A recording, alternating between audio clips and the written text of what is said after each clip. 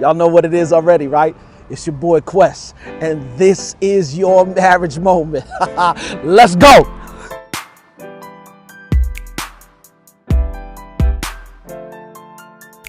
What up, y'all? Welcome to another edition of Marriage Moments. It's your boy Quest. Usually I'm here for Dolo, but I'm alongside, what's your name, girlie? Zoey. Zoey what? Green. Zoey Green or Zoey Marie Green? Zoey Marie Green. Ooh, AKA Zo Diggity, AKA Zosephine, AKA Zozo. You know what I'm saying? Like, for real. This is my daughter Zoey, y'all. She's spending some time here with Marriage Moments this week. Usually I'll give my shout outs, but yeah, I'm just gonna jump into this thing. Last week, I did a video called You Don't Have Time, right? And the reason why I was saying that you don't have time is because relationship and marriage is just the foundational thing, right? At least the relationship part of the marriage is just the foundational thing. Remember what I said in the beginning of all of this. What did he tell to the first marriage that God ever put together, Adam and Eve? He said to be fruitful, multiply, subdue the earth, have dominion, right? Which further lets me know that marriage is not just about two people cohabitating, you know what I'm saying, or occupying each other's space, and for better or for worse, all of that jazz, right? You're supposed to be, after you get the relationship together, building something together, right? I also said last week that your marriage is not just about you, right? Your marriage is also about others who are watching. And real quick, Zoe, I just want to show everybody real quick, what do you observe me and Faith do every month? What do you observe us doing every month? You guys go to a thing called book club with other married couples. It's not just a regular book club, right? What kind of book club is it? A book club for married couples. It's a book club for married couples, right? All right, what does that mean to you when you see us going to a married book club? Dad, like, if all of those couples could do it, that I could do it or other people could do it. Yep. So it means that we hold the marriage with some level of importance because we attend a book club every month, right? To work on it, right? Let me ask you this. What does me and Faith's marriage mean to you? What does it mean to you? It means a lot when it's like I'll see them do little stuff like Auntie Faith's neck will hurt and he'll massage it for her, or whenever they're just sitting in the car, like he'll just like grab her hand out of nowhere, or like they could have like a little argument and it's like Daddy will say something and just be like they'll find some way to talk it out or work it out. Right. And it means although there's the good times, there's the little bumps in the road, but like they're willing to overcome them. Okay, good. So when you see that, what kind of effect or what is it that when you see that, is that something that you want for yourself later on in terms of relationship? Why do you want that for yourself for relationship? Because when... Or let me ask you a better question then. Have you seen where two people get together and it doesn't work out the way that it should? Yes. You and I both know firsthand, right? Yes. From me and Mommy's divorce, right? Yes. So we know from firsthand what that looks like, right? Yes. And even though we're in a better place now and we communicate now, what do you see in my marriage now that you want for yourself? I would definitely have to say the ability to constantly be working on your marriage or your relationship with your spouse. What are some of the specific things that you've seen that affect you personally? I would have to say, like, you'll go up to Auntie Faith out of nowhere and just be like, oh, do you need anything? Do you need me to do anything? Or is there anything that needs to be done around the house? Or like, you guys will like cut out time to talk to each other or things that happen throughout the week. And you guys just constantly are having conversation to make sure that the relationship is constantly where you guys want it to be. Okay, so what are the chances, or let me rephrase that.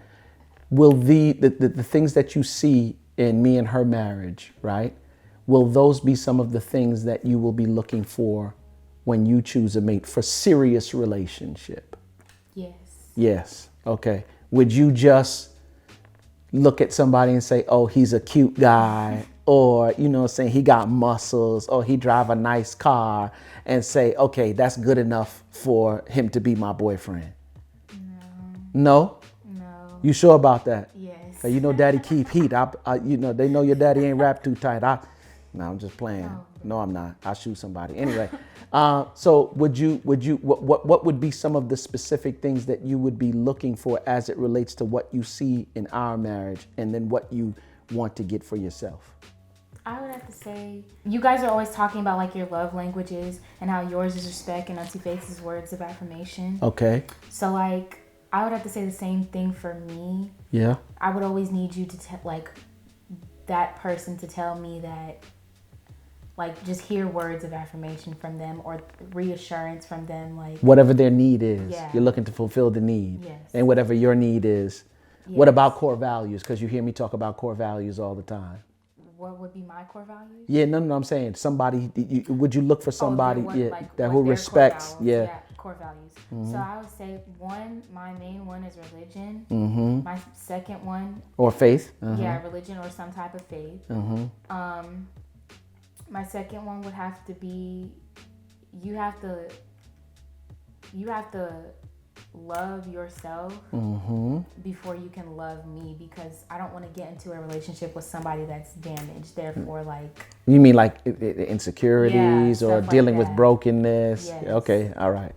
And somebody who respects that. Yeah. Okay. I would definitely also have to say loyalty and respect, because those go hand in hand. If there is infidelities in a relationship, it makes it hard. It puts a stress on the relationship. Or the trust in the trust area. Yeah, it makes it hard for you to keep that. It makes it hard for you to keep up that trust with that person, because it's always going to be in the back of your mind that this person hurt me. And here's the funny thing, not that because you are requesting those things from somebody else, what does that mean that you have to do as well for you? Give them the same energy. Okay, good. That means that you have to constantly be in a position that you're working on who? Yourself. Yep. So that's the reason why I had you take what? The assessment. To find out what? More about myself. Okay, good. Let me tell y'all something real quick, man. How old are you, Zoe? 17. Let me tell y'all something real quick, man. Your marriage does not only affect you. Your marriage is not only about you.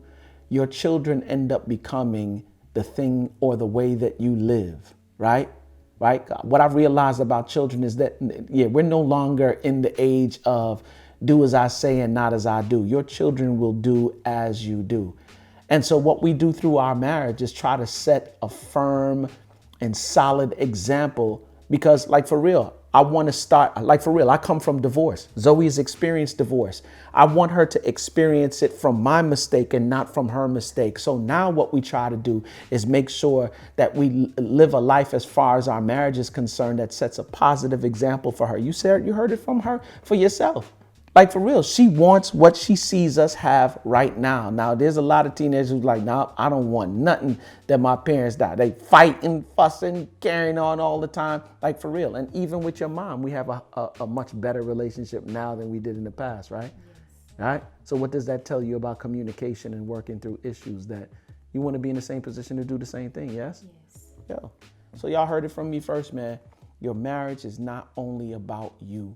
It is about everybody else who's watching. Y'all already know what I said, from shaky to good, from good to great. Ultimately, what we want is phenomenal, but phenomenal don't just happen. It takes work. Do it take work? Yes. Lots of work? A lot. But the rewards are so much greater. Yes. How do I say it? From shaky to good, from good to great. Ultimately, we want to be phenomenal. But phenomenal takes work. Oh! Come on, y'all, chip off the block. Phenomenal takes work. So let's do that. Work. You know what I'm saying? Because if you're not working on your marriage, then like for real, Zoe, what are you doing? It's your boy Quest. And Zoey Green. Yeah, peace.